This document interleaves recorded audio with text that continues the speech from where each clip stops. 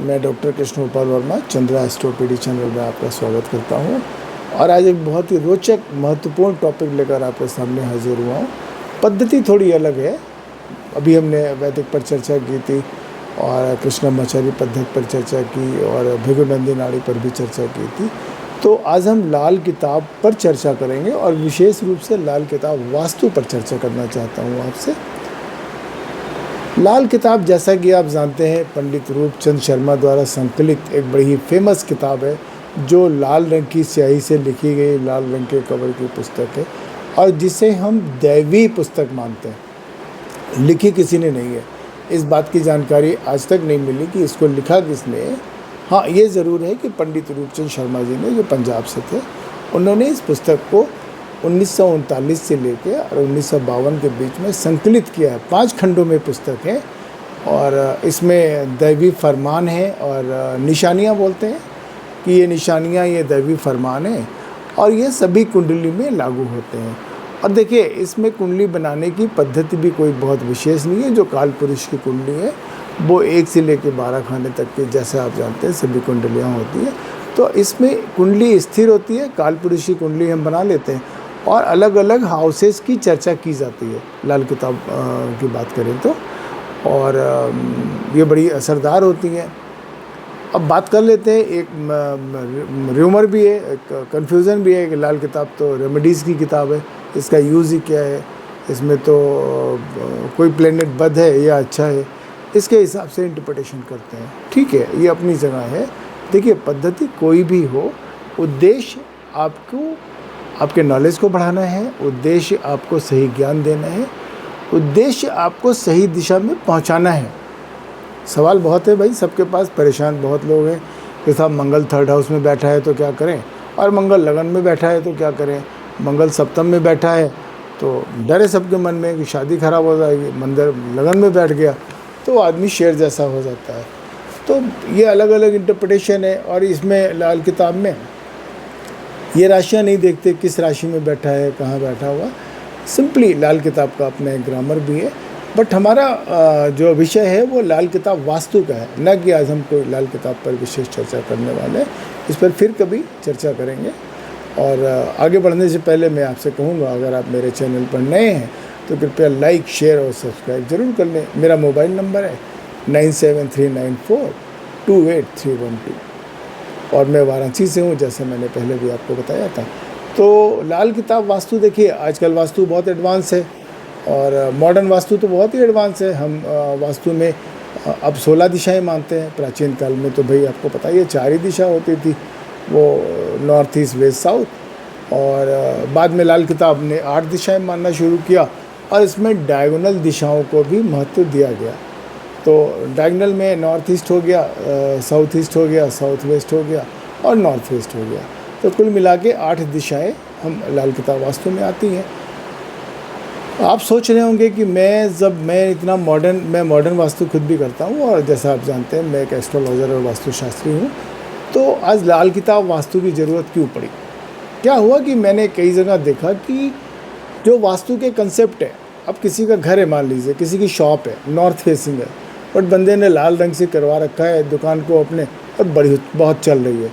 तो मैं कई जगह देखा जाके मैंने, क्या हुआ कि जो मॉडर्न वास्तु के कंसेप्ट के हिसाब से अगर देखें तो आपको लगेगा यहाँ का वास्तु बिल्कुल गलत है, बिल्कुल गलत है। लेकिन आदमी राइज कर रहा है, घर में कोई समस्या भी नहीं है, बिजनेस भी बढ़ रहा है।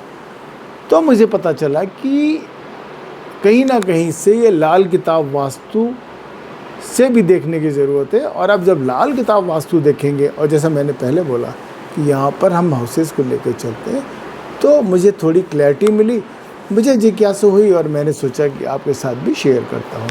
तो हम क्या करते हैं कि जैसे आप 16 दिशाएं मॉडर्न वास्तु में, लेकिन लाल किताब में क्या करते हैं, आप एक काल पुरुष की कुंडली बना लीजिए और उसके जो 1st, 2nd, 3rd, 4th house जैसे भी हैं, मतलब 1 से 12 तक, उनमें आप बड़े आराम से दिशाएं मार्क कर लीजिए। पहला घर ले लीजिए, लगन जिसको बोलते हैं, पहला घर ये पूरब दिशा है लाल किताब वास्तु के हिसाब से। दूसरा घर ये नॉर्थ वेस्ट डायरेक्शन है। तीसरा साउथ है, बिल्कुल क्लियर साउथ है। चौथा नॉर्थ ईस्ट है, पाँचवा ईस्ट वॉल है, छठा नॉर्थ है, ये उत्तर दिशा है छठा। सातवां साउथ वेस्ट है, आठवां साउथ वॉल है, नौवां को हम नाइन्थ हाउस को हम ब्रह्म स्थल मानते हैं लाल किताब वास्तु के अनुसार। 10वें घर को हम वेस्ट डायरेक्शन मानते हैं, 11th हाउस को हम वेस्ट वॉल कहते हैं, हम नहीं कहते मतलब लाल किताब कहता है, और 12th हाउस से साउथ ईस्ट होता है। तो ये बिल्कुल सरल है और आज हम इसी पैरामीटर पर, लाल किताब वास्तु वाले पैरामीटर पर घर के वास्तु को समझने की कोशिश करेंगे। और फिर बाद में मैं आपके साथ थोड़ी कुछ निशानियां भी डिस्कस करूंगा कि एक पर्टिकुलर डायरेक्शन में कुछ रखने से क्या होता है। हालांकि हम मॉडर्न वास्तु में पहले डिस्कस कर चुके हैं, पर आज हम देखते हैं कि लाल किताब क्या कहती है इस विषय में। और यकीन माने ये बहुत प्रामाणिक है, लाल किताब सिर्फ रेमेडीज़ की किताब नहीं है, ये एक मिसकंसेप्शन है जो आज भी कायम है। But at the same time अगर आपको एक अच्छी जानकारी, जैसे मान लीजिए जुपिटर ले लेते हैं, तो लाल किताब में क्या घर होता है, भाई ये जुपिटर का घर है, ये शनि का घर है, ये राहु का घर है, ये केतु का घर है, ये बुध का घर है, मंगल का घर है। तो पहले इस पर थोड़ी थोड़ी चर्चा हो जाए। तो जुपिटर का घर कैसा होगा। आपके घर में मैंने प्रवेश किया, देखा घर बहुत बड़ा है, हवादार है, मतलब हर तरह से बढ़िया है।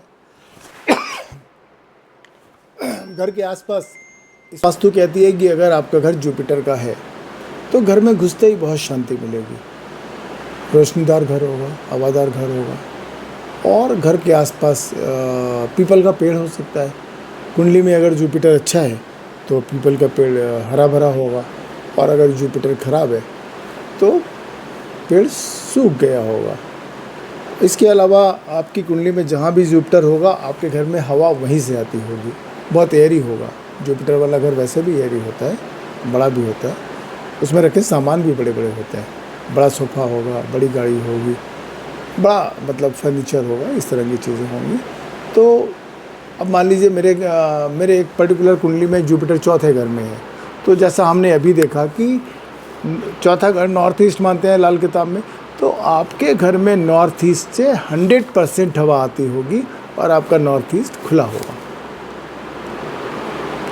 मान लीजिए कि जुपिटर थर्ड हाउस में है, तो थर्ड हाउस हमने जैसे देखा कि साउथ की डायरेक्शन है लाल किताब में, तो साउथ आपका खुला होगा और साउथ से घर में अच्छी मस्त हवा आती होगी। मान लीजिए जब जुपिटर 7वें घर में है, तो 7वां जैसे हमने अभी देखा कि साउथ वेस्ट की दिशा है, तो साउथ वेस्ट आपके घर का खुला होगा और यहाँ से अच्छी हवा आती होगी। इनकी इम्पोर्टेंस पर हम आगे डिस्कस करेंगे। तो ये जुपिटर का घर है, आंख बंद करके आप कह सकते हैं साहब ये जुपिटर का घर है, अच्छा है, शुभ है। अगला जो देखते हैं बुध का घर देखते हैं, तो बुध का घर कैसा होता है, तो बुध मरकरी है, हरियाली है, तो डेफिनेटली अगर बुध का घर है तो घर के आसपास हरियाली बहुत होगी, घर चारों तरफ से खुला हुआ होगा, और ऐसी प्रॉपर्टी को बहुत अच्छी प्रॉपर्टी माना जाता है, और घर के रहने वाले भी बड़े अमीर होते हैं। देखिए होता क्या है, नॉर्मली क्या होता है, किसी के घर चारों तरफ से खुला हुआ नहीं होता, बहुत अमीर जो लोग हैं उनकी बात छोड़ दीजिए। हाँ, मंदिर ज़रूर आपने देखा होगा, मंदिर के चारों तरफ कई बार आपको ओपन स्पेस मिल जाता है, चारों तरफ हो जाता है। तो ऐसा कहते हैं कि जो मरकरी का जो घर होता है खुला होगा, हवादार होगा, घर में रहने वाले अमीर होंगे। एक छोटी सी बात यहाँ ध्यान रखने की ये होती है कि अगर बुध मान लीजिए आपकी कुंडली के छठे घर में बैठा हुआ है, छठा घर जैसा हमने अभी देखा कि नॉर्थ फेसिंग घर, नॉर्थ डायरेक्शन होती है, तो नॉर्थ फेसिंग घर मत लीजिएगा। इंसिडेंटली यहाँ जिक्र आ गया तो चर्चा कर ली। अगला घर शुक्र का घर होता है, तो शुक्र का घर, पहले शुक्र के घर बहुत होते थे, घर के चारों तरफ मिट्टी होती थी, कच्ची मिट्टी घर में होती थी। शुक्र का मतलब घर में कच्ची मिट्टी आपको रखना है, ये भी समृद्धि देता है, शांति देता है। आपने देखा पहले घरों में शांति बहुत होती थी, समृद्धि बड़ी होती थी, बड़ा मिलजुल के लोग रहते थे और थोड़े पैसे में संतुष्ट हो जाते थे। लेकिन अगर अब आप फ्लैट में रह रहे हैं तो क्या करेंगे, आप मिट्टी कहाँ से लाएंगे, नहीं मिलेगी ना मिट्टी।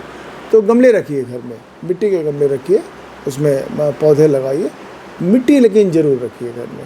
इससे क्या है कि शुक्र की समृद्धि बढ़ती है। अब पहले घरों में देखा होगा कि मिट्टी होती थी, गोबर से लीप देते थे, बड़ा शुभ हो जाता था, अपने आप को भी बड़ी शांति मिलती थी। अगर आपने पहले कभी महसूस किया हो, ऐसे घर देखे हो कच्ची मिट्टी वाले जो शुक्र के घर होते थे, आजकल थोड़ा मुश्किल से मिलते हैं, गांव देहात में तो होते भी होंगे। शहर में मैंने भी कम ही देखा है, लेकिन आपको एडवाइस करता हूँ कि आप घर में गमले, ढेर से गमले मंगाइए, रखिए, आपको सुख समृद्धि ज़रूर मिलेगी। अगला घर हम देखते हैं सूर्य का घर। तो सूर्य का घर भी बहुत बड़ा होगा, सूर्य राजा है, तो सूर्य का घर बहुत बड़ा होगा और खूब रोशनीदार होगा। घर के अगल बगल कोई सरकारी ऑफिस हो सकता है, कोई सरकारी व्यक्ति रह सकता है आपके घर के अगल बगल। और सूर्य के घर की सबसे बड़ी बात है कि आपकी कुंडली में सूर्य जहाँ बैठा होगा, जैसे मान लीजिए सूर्य 11th हाउस में बैठा हुआ है, तो आपके घर में पश्चिम दिशा से धूप जरूर आती होगी। सूर्य जहाँ, जैसे मैंने अभी डिस्कस किया ना कि जुपिटर जहाँ बैठा होगा, जिस भी हाउस में, I am not talking about the राशि, जिस हाउस में बैठा होगा वहाँ से आपके घर में अच्छी मस्त शीतल ठंडी हवा आती होगी। वैसे ही सूर्य जहाँ बैठा होगा, जिस भी हाउस में, फर्स्ट हाउस में होगा तो पूरब दिशा आपका फेसिंग होगा डेफिनेटली, और पूरब दिशा से अच्छी धूप आपको मिलती होगी। थर्ड हाउस में होगा तो आपको धूप साउथ डायरेक्शन से आती होगी। जैसे मैंने एग्जांपल के लिए 11th हाउस ले लिया, तो वेस्ट वॉल की तरफ से धूप आती होगी। और अगर 10th हाउस में सूर्य बैठा हुआ है, तो 10th हाउस का सूर्य अच्छा माना जाता है, बढ़िया माना जाता है। 10th हाउस का मतलब हमारी लाल किताब वास्तु में पश्चिम दिशा है, तो पश्चिम दिशा से धूप आती होगी। और एक चीज़ है यहाँ छोटी सी, सूर्य आपकी कुंडली में अफ्लिक्टेड ना हो। अगर मान लीजिए अफ्लिक्टेड है, 7th हाउस में सूर्य है और अफ्लिक्टेड है, अफ्लिक्टेड है मतलब कोई पापी ग्रह उसके साथ और बैठ गया, कोई पापी ग्रह देख रहा है, शनि मंगल राहु केतु देख रहे हैं, तो फिर वहाँ से धूप नहीं आनी चाहिए। घर लेते समय इस बात का ध्यान जरूर रखिएगा। यहीं पे वास्तु डिफर हो जाता है मॉडर्न वास्तु से। अगला जो घर होता है शनि का घर होता है। अब शनि महाराज तो वैसे ही पुराने हैं, तो भाई पुराना घर होगा। घर में कुछ लोगों में, घर में देखा पुराने जो घर होते थे अंधेरा रखते थे, बंद कोठरी भी रखते थे, लाइट नहीं आती थी, ये शनि का घर होता है। तो शनि के घर में क्या होता है कि आप देखेंगे कि कुछ लोग क्या करते हैं आजकल, जब घर वर लेते हैं तो कुछ पोर्शन बंद कर देते हैं। अब मान लीजिए आपके अपने घर में ही कुछ कोई मतलब घर है, आपका फ्लैट है या बड़ा मकान है, आपने 1-2 कमरे बंद कर दिए, नहीं यूज़ करिए, तो बिलीव मी, मान लीजिए आपने चौथा, जैसे मतलब नॉर्थ ईस्ट की डायरेक्शन है, अब नॉर्थ ईस्ट में आपने कोई कमरा बंद कर दिया, लॉक मार दिया, कुछ सामान रख दिया, स्टोर रख दिया। कई बार ऐसा भी होता है जब हम किराए पे घर लेते हैं तो मकान मालिक कहता है कि हम एक पर्टिकुलर कमरा बंद रखेंगे। ऐसा कभी मत लीजिएगा। ध्यान रखिए, जब भी घर में कोई कमरा बंद होगा, आपकी बॉडी का वो पर्टिकुलर पोर्शन काम करना बंद कर देगा। नॉर्थ ईस्ट होगा तो आपका दिमाग काम करना बंद कर देगा। तो और ऐसे घरों में, मैं पहले के घरों की बात कर रहा हूँ, अभी तो फ्लैट में इतना डिमार्केशन नहीं हो पाएगा। तो ऐसे घरों में कई बार ज़मीन में लोग पत्थर वत्थर गाड़ देते थे उठने बैठने के लिए, और कहीं लोहा गड़ा हुआ होता था, पत्थर गड़ा हुआ होता था। ये सब शनि के घर होते थे। और मॉडर्न फ्लैट्स में तो नहीं आपको मिलता, बट हाँ फ्लैट में ऐसा ज़रूर है, और घरों में फिर लोग कुछ पोर्शन बंद रखते हैं। तो शनि के घर में आपको बस इतना ही ध्यान रखना है। नेक्स्ट हम चंद्रमा का घर ले लेते हैं। चंद्रमा शीतलता देता है। चंद्रमा तो 16 कलाओं में माहिर है, अप एंड डाउन देता है। चंद्रमा का घर होगा तो घर के आसपास आपको वाटर सोर्स ज़रूर मिलेगा, पानी का स्रोत ज़रूर होगा। और घर के पास में अगर है चंद्रमा का घर, तो घर के पास में नदी हो सकती है, घर के पास में देवी माँ का मंदिर हो सकता है, श्री कृष्ण जी का मंदिर हो सकता है, शिव जी का मंदिर हो सकता है। शिव जी माथे पर चंद्रमा धारण किए रहते हैं, और कृष्ण जी की तुलना भी हमारे, क्योंकि वो रोहिणी नक्षत्र में जन्म हुआ है, तो उनकी तुलना भी हम कृष्ण भगवान से करते हैं। और जैसा कृष्ण जी ने स्वयं बोला है श्रीमद् भागवत गीता में कि मैं स्वयं सोम हूँ, चंद्रमा स्वयं को बताते हैं। तो आपको ऐसे घरों में अच्छा मतलब मनोरंजन मिलेगा, इंटरटेनमेंट मिलेगा, लोग खुशहाल मिलेंगे, समृद्धि मिलेगी। अगला मंगल का घर ले लेते हैं। मंगल का घर तो भाई मंगल है, मांगलिक कार्यक्रम होंगे, बट ये है कि थोड़ा सा टेंशन भी रहेगा। फायर एलिमेंट दिखलाई पड़ेगा, घर में घुसते ही रसोई दिखलाई पड़ेगी।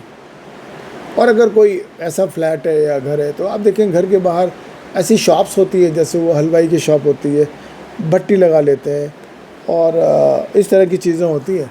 तो घर के बाहर ऐसी शॉप ज़रूर मिलेंगी जहाँ पे फायर यूज़ होती है। ऐसे मंगल के घर होते हैं, तो ये भी देखने और लेने से पहले आपको कुंडली में देखना पड़ेगा कि आपका मंगल कहाँ बैठा हुआ है और कैसा काम कर रहा है। मंगल तभी लीजिएगा, हाँ। थर्ड हाउस में मंगल बैठा हो तो ईस्ट फेसिंग घर बिल्कुल नहीं लेना चाहिए, साउथ फेसिंग घर भी नहीं लेना चाहिए, बंदा अच्छे से बर्बाद हो जाता है। अगला हम देखते हैं कि राहु और केतु का घर ले लेते हैं। राहु का घर लाल किताब में पीछे का घर माना जाता है। घर राहु का होगा तो घर के बाहर एक बिजली का खंभा जरूर मिलेगा। राहु का घर होगा तो घर तो बड़ा होगा, बट घर के बाहर आपको मेन होल का ढक्कन मिल सकता है, मेन होल मिल सकता है घर के बाहर। घर की डबल एंट्रेंस आपको मिल सकती है। घर में सीढ़ियों के नीचे टॉयलेट मिल सकता है। और घर के आसपास रेलवे लाइन, क्योंकि रेलवे लाइन भी राहु को ही रिप्रेजेंट करता है ना, तो रेलवे लाइन मिल सकती है। इस तरह की चीज़ें आपको मिलेंगी।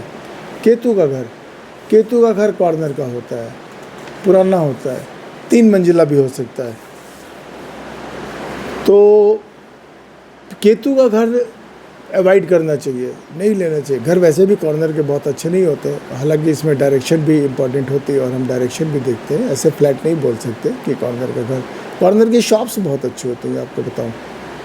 और कॉर्नर की शॉप्स में जैसे मेडिसिन की शॉप मैंने देखी बहुत अच्छी चलती है, स्वीट्स वगैरह की शॉप भी बहुत अच्छी चलती है। और यहीं पर इंसिडेंटली हम केतु का जो घर होगा ना, बंद गली का होगा, कॉर्नर का होगा, 3 मंजिला होगा, टी पॉइंट का हो सकता है। देखिए, टी पॉइंट का घर भी जल्दी नहीं लेना चाहिए। टी पॉइंट में क्या है, वैसे तो ये एक फर्दर विषय है टी पॉइंट का। और टी पॉइंट में हम क्या देखते हैं कि अगर टी पॉइंट नॉर्थ में है आपके घर के या ईस्ट में है तो ये ठीक है, आप ले भी सकते हो। बट साउथ और वेस्ट के घरों का टी पॉइंट का घर नहीं लेना चाहिए। और मैंने देखा है कि ऐसे घर शुरू में समृद्धि बहुत देते हैं, बट 2-3 पीढ़ी के बाद ऐसे घरों में कोई व्यक्ति जीवित नहीं बचता है। तो इसका ध्यान हमें ज़रूर रखना चाहिए।